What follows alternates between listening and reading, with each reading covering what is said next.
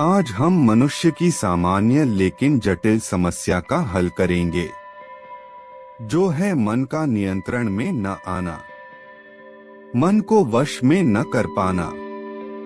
क्योंकि मनुष्य मन है ही इतना चंचल, बंदर की तरह हमेशा इधर उधर भटकता रहता है। मन में निरंतर नए नए विचार आते रहते हैं और मन चंचल होने के कारण किसी एक कार्य पर केंद्रित नहीं हो पाता। तो नमस्कार दोस्तों, आज की वीडियो में आपका स्वागत है। इसे हम बौद्ध कहानी के माध्यम से समझेंगे। तो चलिए शुरू करते हैं। कहानी का शीर्षक है मन का वन, विस्तारित और रोचक कहानी। यह कथा प्राचीन भारत की धूप से सराबोर एक पहाड़ी घाटी में स्थित घने वन की है। इसकी प्रमुख पात्र है आशा, जो एक जिज्ञासु और बुद्धिमान युवती है।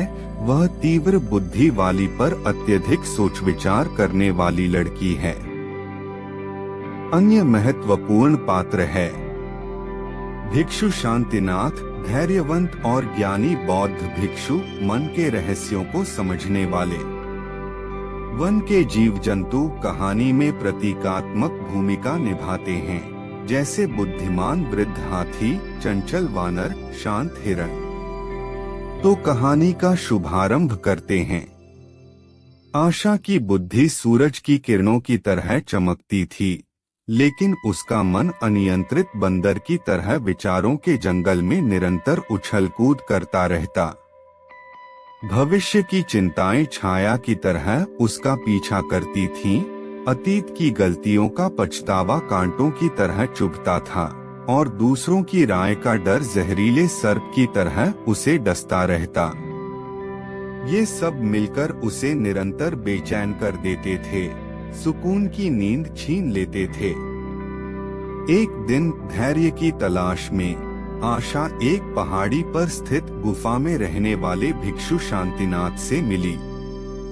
उसकी दुर्दशा देखकर भिक्षु मुस्कुराए और बोले, आशा, तुम्हारा मन इस घने वन की तरह है, जहाँ पेड़ों पर विचारों के फल लदे हैं। विचारों का यह जंगल तुम्हारा ध्यान चुराता है, शांति पाने नहीं देता। आशा ने निराशा से कहा, गुरुजी, मैं इन विचारों को नियंत्रित नहीं कर पाती। क्या इससे निकलने का कोई रास्ता नहीं है? भिक्षु शांतिनाथ ने उत्तर दिया, अवश्य है। इसी वन में तुम्हें शांति का रास्ता मिलेगा। तुम हर सुबह उठकर इस वन में आना और एक शांत पेड़ के नीचे बैठ जाना। अपनी आंखें बंद करो और अपनी गहरी सांसों पर ध्यान दो। सांस लो और छोड़ो, बस इतना ही। विचार आएंगे, ये स्वाभाविक है। उन्हें पत्तियों की तरह नीचे गिरने दो, उनसे न उलझो। जब तुम्हारा मन थोड़ा शांत हो जाए, तो उसे किसी शांत नदी की तरह कल्पना करो। उसे पेड़ों से हटाकर स्वयं को उस नदी का प्रवाह महसूस करो। आशा ने प्रतिदिन यह अभ्यास शुरू किया, लेकिन चंचल मन को स्थिर करना आसान नहीं था। विचारों का झमेला जारी रहा। हताश होकर वह सोचने लगी, क्या मैं कभी शांत हो पाऊंगी? एक शाम वह घने जंगल से गुजरते हुए एक बुद्धिमान वृद्ध हाथी से मिली। उसने उसे दुखी देखकर पूछा, बेटी, क्यों परेशान है? आशा ने अपना संघर्ष बताया। हाथी ने शांत स्वर में कहा, जंगल में हर तरफ शोर होता है, पंछियों का चहचहाना, जानवरों का गुर्राना, फिर भी मैं शांत रहता हूँ। मैं उन ध्वनियों को सुनता हूँ, पर उनमें खोता नहीं हूँ। बस अपने दिल की थाप और जमीन से जुड़ाव को महसूस करता हूँ। तुम भी यही करो। विचारों को अस्तित्व दो, पर उनके साथ मत बहो।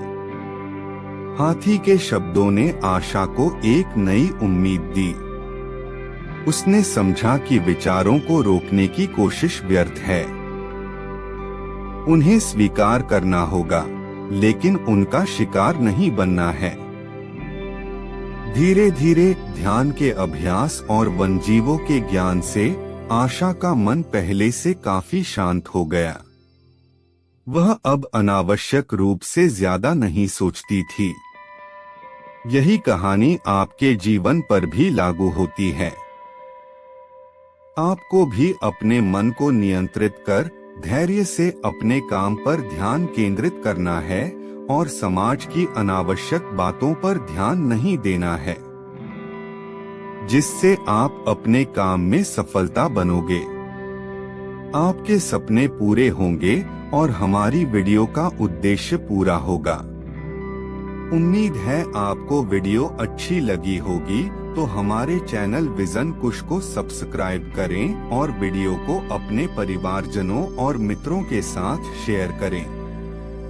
धन्यवाद।